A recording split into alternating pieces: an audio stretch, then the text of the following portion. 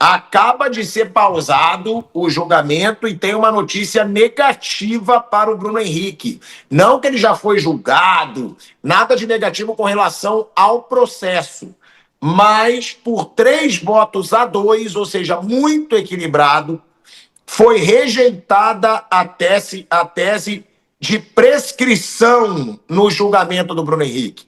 Por quê? O Flamengo e a defesa do Bruno Henrique insistiam nesse ponto, porque já passou muito tempo, né, do jogo, argumentando que o jogo aconteceu em 1º de novembro de 2023, ou seja, há quase 2 anos. E o inquérito só foi instaurado em maio de 2025. Então, o grande objetivo, né, da defesa do Bruno Henrique e do Flamengo era tentar inviabilizar esse julgamento. Tipo, prescreveu o caso, entendeu? Passou muito tempo, não tem por que o caso vir à tona agora. Mas foi rejeitada a tese de prescrição por 3 votos a 2. A alegação, né, do Flamengo e da defesa foi negada e agora o processo seguirá para análise do mérito da causa. O julgamento do Bruno Henrique terá uma pausa nesse momento e será retomado 1 hora da tarde, tá? Minha apuração é que tem um clima de preocupação, tá? Dentro do Flamengo. Falei hoje com 2 pessoas de dentro do Flamengo, claro que há uma preocupação, né? Até porque as punições podem ser de mais de 1 ano, de mais de 2 anos, e o Bruno Henrique já tem 33, 34 anos de idade. E chances grandes, né, Mauro, de punição severa em caso de comprovação. Deixando aqui claro, entre as possíveis punições estão uma suspensão de 360 a 720 dias, ou seja, até 2 anos, outra suspensão de 12 a 24 jogos e multas que vão de 100 a 200 mil reais. E aí, essa situação dramática, mas tendo um otimismo maior com relação ao caso Paquetá, né, irmão? Que todo mundo achou que o Paquetá seria punido, que a Federação Inglesa não entraria com toda essa movimentação sem ter provas contundentes, mas a defesa saiu prejudicada no dia de hoje, porque o caso não vai ser prescrito, Mauro César Pereira. Eu acho que isso aí é uma questão que é difícil falar sobre isso. Para mim é muito simples. Se ficar comprovado que ele participou, ele vai ter que ser punido. Ponto. Se ele não ficar provado, ele vai ser absolvido. O Paquetá não reuniu provas cabais, contundentes, que o vinculassem a alguma atividade irregular. Havia uma série de suspeitas fortíssimas, né? Mas nada que o comprometesse de fato, então não foi absolvido. O Bruno Henrique é a mesma coisa. Se for comprovado que ele participou, ele tem que ser punido, é óbvio. Como outros jogadores já foram, né? Há diferenças, claro. Alguns jogadores confessaram, outros tinham provas muito evidentes. No caso dele, tem ali conversas e tal, que são realmente, me parecem, comprometedoras, mas a justiça que tem que determinar. É difícil falar sobre um julgamento que não terminou, né? Se ficar comprovado, ele tem que ser punido, ponto. Não tem nem discussão. O que eu acho bizarro era torcedor do Flamengo agora, antes da janela fechar, em rede social, reclamando que o julgamento seria depois da janela, que aí se ele fosse punido não poderiam contratar outro jogador. Ah, pelo amor de Deus, alguém acha que quem está cuidando do negócio desse está preocupado com janela do Flamengo? Dá um tempo. Aí sabe, gente maluca também. O Flamengo tem um monte de jogador bom lá, cara. Pô, se o Bruno Henrique for suspenso, vai ter que se virar sem ele. Simples assim. Agora, ou se o clube estivesse preocupado, temendo, né, uma suspensão, que contratasse então mais um atacante. Eu não sei para que mais um atacante, né? O Flamengo tem o Cebolinha e o Michael que jogam ali pela esquerda, como o Bruno Henrique. Se é um travante e tal, se o Pedro não jogar, tem o Juninho, joga o Plata no comando do ataque, tem o Wallace Ian, que pode fazer um falso 9. E tem outras soluções, entendeu? E aí isso é uma questão muito maior do que a janela do Flamengo, porra. E tinha gente, não, porque veio marcado para depois, como se fosse para sacanear o Flamengo. Dá um tempo. Como tem torcedor mala em rede social, cara. Isso me deixa bem revoltado. Negócio seríssimo, assunto gravíssimo, né? Porque o que está acontecendo com o Bruno Henrique é para todo jogador de futebol ficar atento. Inclusive, ex-jogador importante que chegou depois e falou, uma coisa muito normal, o jogador combina com o técnico que vai tomar um cartão amarelo para ficar fora de um jogo. A gente sabe disso. Sempre foi assim. O cara vai jogar contra um time fraco, tá pendurado, depois vem um time forte. Ó, força o cartão nesse jogo, você fica fora contra aqui o Rosita Sofia e contra o Real Madrid você está em campo. Pô, beleza, legal, o cara vai lá, faz uma bobaginha qualquer, amarelinho, acabou. Aí o cara comenta em casa normal, não pode mais comentar. Isso não se comenta mais. Isso aí agora, se o técnico falar para o jogador, tem que ser o técnico, o jogador e mais ninguém. Nem os colegas do time podem saber. Nem os colegas podem saber. Senão vai botar o dinheiro e dizer, ou falar para alguém. Ou falar para alguém. Você imagina o seguinte... Bota lá o dinheiro que aqui vai tomar cartão. O cara pode chegar lá em casa, ou para um parceiro dele e falar assim, ó, fulano toma cartão no jogo tal. Todo mundo está sabendo, o grupo inteiro sabe. Não pode saber. Agora isso virou informação confidencial.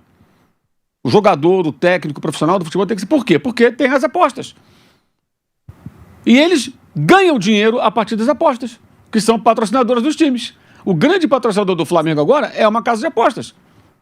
Então, se você usufrui do dinheiro das apostas para enriquecer o clube e pagar salários altíssimos, por exemplo, então você tem que dançar a música que está sendo tocada. E para você não entrar nessa confusão toda aí, ou não viver um drama como ele está vivendo, informação confidencial. O técnico tem que ir lá no ouvidinho do jogador. Ah, já tal, beleza. Então, mas ninguém pode saber. Ou chama na sala, conversa só os dois, ó. Vem cá, você está com um cartão amarelo aqui, beleza. Eu quero que você tome um cartão aqui, você fica fora desse jogo e tal. E acabou. E mesmo assim, o técnico sabe. O técnico não pode falar com ninguém. Cara, isso é muito complicado. Até esse hábito de forçar o cartão merece uma discussão mais profunda. É muito mais profundo, Mauro, porque... De repente... Porque onde está todo... Como tem muita casa de aposta, todos os times hoje, e fica o pessoal apostando e fica olhando quem tem cartão também, sabia? Quem fica olhando quem tem cartão. Aí daqui a pouco um cara toma e vem aquela carga de aposta no jogo, ó, o Maldo vai tomar. Aí os caras, daqui a pouco, o Maldo tomou, todo mundo começa a ganhar o dinheiro. Não, mas ó, aí os caras vêm você, não, mas eu combinei com o treinador pediu. O treinador pode ser envolvido. Pode ser envolvido. Como se ele tivesse falado para alguém, mesmo que ele não tenha falado. Ele vira suspeito. É tudo muito... Hoje está tudo muito arriscado. Isso agora ficou muito complicado. Eu continuo achando isso, porque na regulamentação das apostas esportivas deveria ter um limite no valor de aposta para tudo que depende de uma pessoa. Por exemplo, o número de escanteios depende de uma pessoa, do árbitro. Vou colocar mais de 10 escanteios. Ele pode começar a inventar de escanteio. Ele inventa 2 para lá, 2 para cá, a bola bateu aqui, saiu e tal. 10 escanteios. Número de amarelos, ele pode controlar. Tem que dar 8 amarelos. Ele vai dando. Dá 1, 2, 3, 4, 5, 6, 7, 8. Daí o 9º ele não dá. Ele dá até o vermelho direto, mas não dá amarelo. Ele pode controlar. Ele tem o poder de controlar. Se tiver habilidade, então ele controla. Por exemplo, esse negócio do cartão, o Bauman, né, que é do Santos, ele tinha que tomar o cartão no jogo. Só que o jogo acabou, quando termina ele vai brigar com o juiz, toma o vermelho. Já não valia mais. Não valia mais, tinha que ser amarelo. Pois é. Então, se você colocar um limite, o limite é de R$25. Ok, você pode apostar no amarelo pro Vampeta, mas ele vai ganhar só em cima de 25, 20 é o valor máximo. Pode estar pagando, sei lá, 5 por 1. Então você vai ganhar 5 para cada real apostado. Você não vai ficar rico com isso. Você tomar uma cervejinha ali e tal, mas não vai ficar rico com isso. Então, você inviabiliza. E assim, aí você teria que ter uma infinidade de CPFs apostando R$25 para virar um montante. Aí vira uma operação tão complexa e, obviamente, suspeita, né?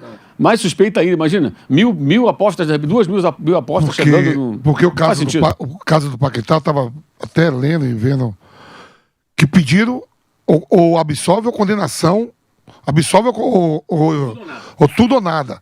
Mas se pedisse 2, 3 anos, talvez ele fosse cumprir. Aí os caras acharam, para condenar, para encerrar a carreira é muito pesado. Diz que a condenação estava assim, se você entrasse e pedisse 3 anos, 2 anos, 1 ano afastado, poderia acontecer de ele ser afastado. Mas foram por tudo ou nada, all-in. Ou é absolvido ou encerra. Aí diz que quem jogou falou, para encerrar a carreira... Eu estava lendo isso aí, que teve isso. O fato é que ele foi inocentado e agora o Bruno Henrique está numa situação parecida. Se ele foi inocentado, ok, segue a carreira. Se ele for considerado culpado, corresponsável, ele vai ter uma punição. E pela idade dele, essa punição pode representar o final da carreira. O compromisso dele com o Flamengo termina no final do ano que vem. E o detalhe, que é importante, se um jogador é suspenso, o clube não é obrigado a pagar mais salário.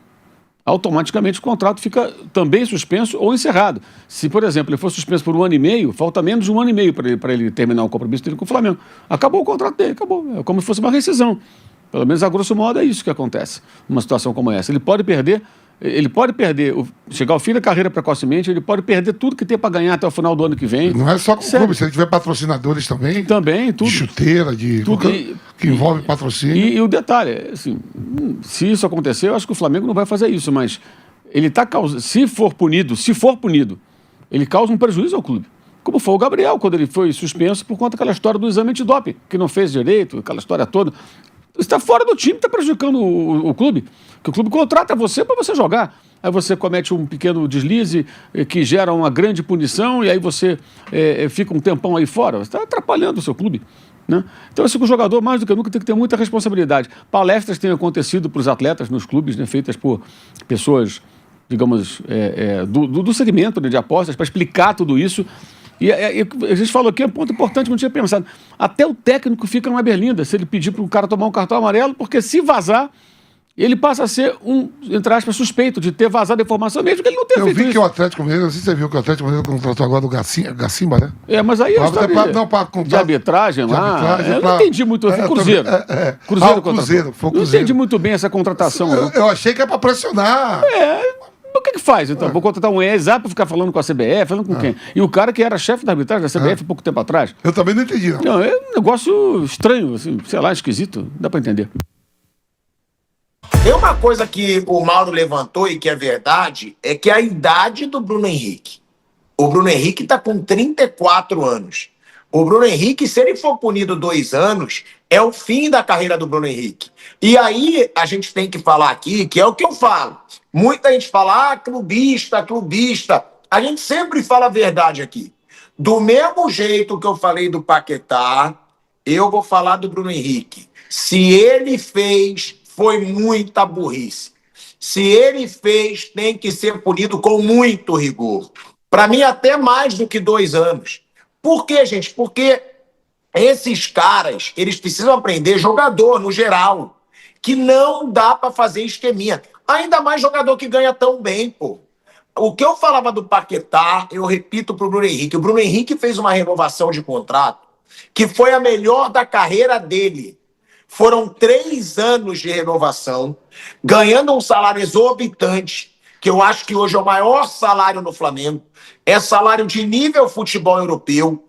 Então, um cara que faz o melhor contrato da sua vida aos 33 anos e que coloque isso em risco se ele realmente se envolveu em alguma coisa, é muita burrice. Porque é tão imperdoável quanto, mas é mais aceitável um jogador que joga na Série D, que não tem já a vida resolvida. Caráter é caráter, tá? Isso aí é questão de caráter. Então, é inaceitável de qualquer forma, mas aceitável passa a ser um pouco mais se o cara ganha um salário mínimo, se o cara tem condições aí bizarras. Pô, agora, o cara que tá ganhando uma fortuna, que faz o melhor contrato da sua carreira aos 33 anos, se ele fez isso realmente, gente, é muita burrice e tem que ser punido com rigor. E aí é ser punido com rigor, que eu digo, para mim, jogador que faz isso, é banir, cara. É banir mesmo. Banimento do futebol. É não jogar mais futebol. Por quê? Porque tira a credibilidade do esporte. Tira a credibilidade. O torcedor, que muitas vezes supõe de muita coisa, ele passa a supor mais ainda. Passa a supor mais ainda a partir do momento que ele descobre que coisas assim acontecem ou pode acontecer. Então, de verdade, pela pessoa que é o Bruno Henrique, eu torço muito que não seja verdade. Eu torço muito que não seja comprovado. Mas se for comprovado, se for verdade, tem que ser punido com muito rigor e é muita falta de inteligência, tá?